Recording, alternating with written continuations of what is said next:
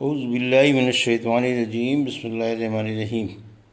الحمد للہ رب العالمین، والصلاة والسلام علی سید المرسلین وخاتم النبیین، اما بعد۔ صحیح بخاری، باب کتاب المزارع، حدیث نمبر 2327، اردو ترجمہ۔ ہم سے محمد بن مقاتل نے بیان کیا، کہا ہم کو عبداللہ نے خبر دی، کہا ہم کو یحییٰ بن سعید نے خبر دی، انہیں حنظلہ بن قیس انصاری نے، انہوں نے رافع بن خدیج سے سنا۔ وہ بیان کرتے تھے کہ مدینے میں ہمارے پاس کھیت اوروں کے سے زیادہ تھے۔ ہم کھیتوں کو اس شرط کے ساتھ دوسروں کو جوتنے اور بونے کے لیے دیا کرتے تھے کہ کھیت کے ایک مقررہ حصے کی پیداوار مالک زمین لے گا۔ بعض دفعہ ایسا ہوتا کہ خاص اسی حصے کی پیداوار ماری جاتی اور سارا کھیت سلامت رہتا، اور بعض دفعہ سارے کھیت کی پیداوار ماری جاتی اور یہ خاص حصہ بچ جاتا۔ اس لیے ہمیں اس طرح معاملہ کرنے سے روک دیا گیا، اور سونا اور چاندی کے بدل ٹھیکہ دینے کا تو اس وقت رواج ہی نہ تھا۔ حدیث نمبر 2328، اردو ترجمہ۔ آدھی یا کم و زیادہ پیداوار پر بٹائی کرنا، یہ بلا تردد جائز ہے۔ اور قیس بن مسلم نے بیان کیا اور ان سے ابو جعفر نے بیان کیا کہ مدینے میں مہاجرین کا کوئی گھر ایسا نہ تھا جو تہائی یا چوتھائی حصے پر کاشتکاری نہ کرتا ہو۔ حضرت علی اور سعد بن مالک اور عبداللہ بن مسعود اور عمر بن عبدالعزیز اور قاسم اور عروہ اور حضرت ابو بکر کی اولاد اور حضرت عمر کی اولاد اور حضرت علی رضی اللہ عنہ کی اولاد اور ابن سیرین رضی اللہ عنہ سب بٹائی پر کاشت کیا کرتے تھے۔ اور عبد الرحمن بن مسعود نے کہا کہ میں عبد الرحمن بن یزید کے ساتھ کھیتی میں ساجی رہا کرتا تھا، اور حضرت عمر رضی اللہ عنہ نے لوگوں سے کاشت کا معاملہ اس شرط پر طے کیا تھا کہ اگر بیج وہ خود یعنی حضرت عمر مہیا کرے تو پیداوار کا آدھا حصہ لیں، اور اگر تخم ان لوگوں کا ہو جو کام کریں گے تو پیداوار کے اتنے حصے کے وہ مالک ہوں گے۔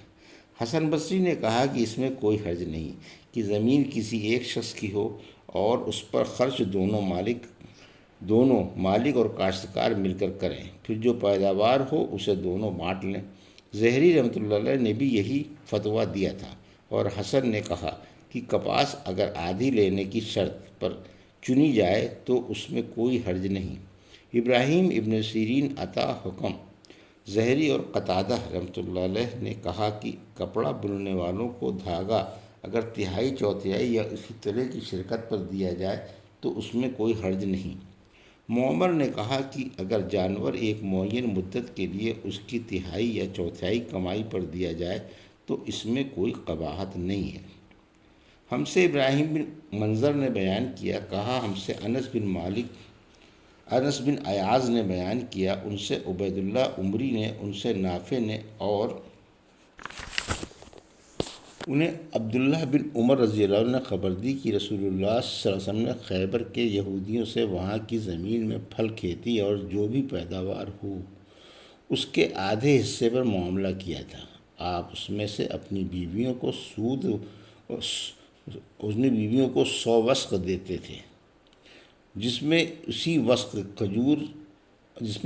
وسق کھجور ہوتی، اور 20 وسق جو پھر حضرت عمر رضی اللہ عنہ نے اپنے عہد خلافت میں جب خیبر کی زمین تقسیم کی تو ازواج مطہرات کو آپ نے اس کا اختیار دیا کہ اگر وہ چاہیں تو انہیں بھی وہاں کا پانی اور قطع زمین دے دیا جائے، یا وہی پہلی صورت باقی رکھی جائے۔ چنانچہ بعض نے زمین لینا پسند کیا اور بعض نے پیداوار سے وسق لینا پسند کیا۔ حضرت عائشہ رضی اللہ عنہا نے زمین ہی لینا پسند کیا تھا۔ حدیث نمبر 2329، اردو ترجمہ۔ اگر بٹائی میں سالوں کی تعداد مقرر نہ کرے۔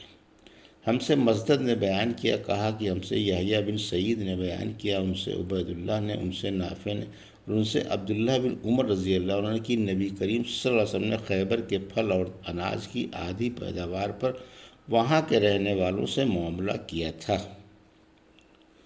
حدیث نمبر 2330، اردو ترجمہ۔ ہم سے علی بن عبداللہ نے بیان کیا، کہا ہم سے سفیان بن اینیا نے بیان کیا کہ عمرو بن دینار نے کہا کہ میں نے طاؤس سے عرض کیا، کاش آپ بٹائی کا معاملہ چھوڑ دیتے، کیونکہ ان لوگوں رافع بن خدیج اور جابر بن عبداللہ وغیرہ کا کہنا ہے کہ نبی کریم صلی اللہ علیہ وسلم نے اس سے منع فرمایا ہے۔ اس پر طاؤس نے کہا کہ میں تو لوگوں کو زمین دیتا ہوں اور ان کا فائدہ کرتا ہوں، اور صحابہ میں جو بڑے عالم تھے انہوں نے مجھے خبر دی ہے، آپ کی مراد ابن عباس رضی اللہ عنہ سے تھی، کہ نبی کریم صلی اللہ علیہ وسلم نے اس سے نہیں روکا، بلکہ آپ نے صرف یہ فرمایا تھا کہ اگر کوئی شخص اپنے بھائی کو اپنی زمین مفت دے دے تو یہ اس سے بہتر ہے کہ اس کا محصول لے۔ یہ تھی صحیح بخاری باب کتاب المزارعات کی حدیث نمبر 2327 سے 2330 کا اردو ترجمہ جو ابھی آپ نے سماعت فرمایا۔ اللہ سے دعا ہے کہ اللہ میں حدیثوں کی صحیح سمجھ عطا فرما اور ان پر عمل کرنے کی توفیق عطا فرما، آمین یا رب العالمین۔